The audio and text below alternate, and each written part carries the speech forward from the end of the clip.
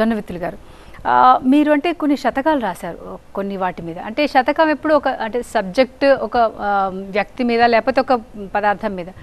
మీరు బాణం మీద రాశారు. అంటే రామబాణం మీద ఒక 100 శతకాలు ఎట్లా రాయగలిగారు? అంటే శ్లోకాలు దాని గురించి వివరించండి. రామబాణం అనేటువంటిది తిరుగులేనిది. అవును.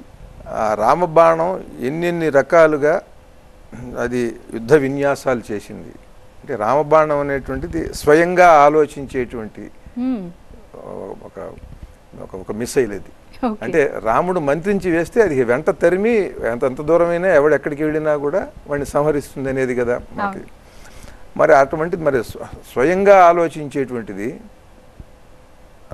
మరి దానికి ఎన్ని శక్తులు ఉంటాయి? స్వయంగా ఆలోచించినప్పుడు ఏది చూసినా కూడా దాని నుంచి స్ఫూర్తి పొంది కూడా అలా కూడా అది మొదలు పెట్టచ్చు కదా దాని ఇది. అలా నేను ఇది రాశాను. ఈ రామబాణం పదునగు సూదివౌచు యమపాశము దారము చేసి రేగుచున్. ఒక పదునైన పెద్ద పొడవైనటువంటి సూదిలాగా మరి సూదికి దారం ఉండాలి కదా, యమపాశాన్ని దారం చేసుకుని అప్పుడు అది యుద్ధంలోకి వెళ్ళింది.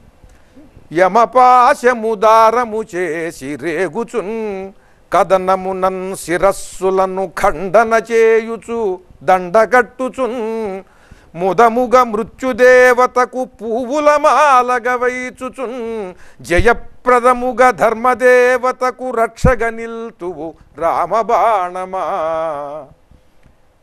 ఈ శత్రువుల తలలన్నీ కూడా నరికి అవి కింద పడకుండానే సూదిలాగా పువ్వుని గుచ్చినట్టుగా అది గుచ్చి ఏది యమపాశం అనే దారానికి దాన్ని మొత్తం ఒక దండగట్టి ఆ శిరస్సును తీసుకొచ్చి మృత్యుదేవతకి వేసి జయప్రదంగా ధర్మదేవతకి రక్షగా నిలుస్తావు నువ్వు అని. అలా అంటే ఇందాక రామబాణం సొంతంగా ఆలోచించే విధంగా మీరు దాన్ని ఎలా ఆలోచించగలిగారు? అదే నేను సొంతంగా ఆలోచిస్తాను కదా.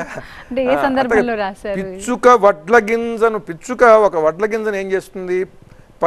అది వడ్ల గింజను ప్రీతి భుజించుచు పైపెచ్చు పుటుక్కు నుమ్ముచును. ఏం చేస్తుందంటే పిచ్చుక, ఈ రామబాణం పిచ్చుకను చూసింది.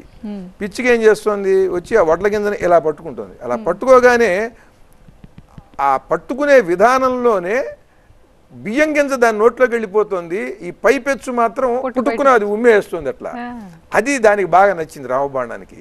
అందుకని ఆ విధంగా వెళ్ళి ఈ హెచ్చగు తీవ్రతంజనుచు అదే తీవ్రంగా అది సడిసేయుచున్ విపరీతమైనటువంటి వేగంతో పిచ్చికెడుతున్నప్పుడు తుర్రుమని మనకు శబ్దం వినిపిస్తుంది.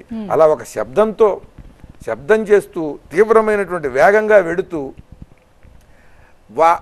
వాడిని తాకగానే వాడి ప్రాణాన్ని తీసేసుకుని ఆ పెచ్చు ఉమ్మేసినట్టుగా ఆ శరీరాన్ని మాత్రం అలా నేల మీద పడేసేలా చేస్తున్నావు నువ్వు పిచ్చుకుని స్ఫూర్తిగా తీసుకుని అని రామబాణం మీద మరి ఇంకో పద్యం రాశాను. అలా ఓకే.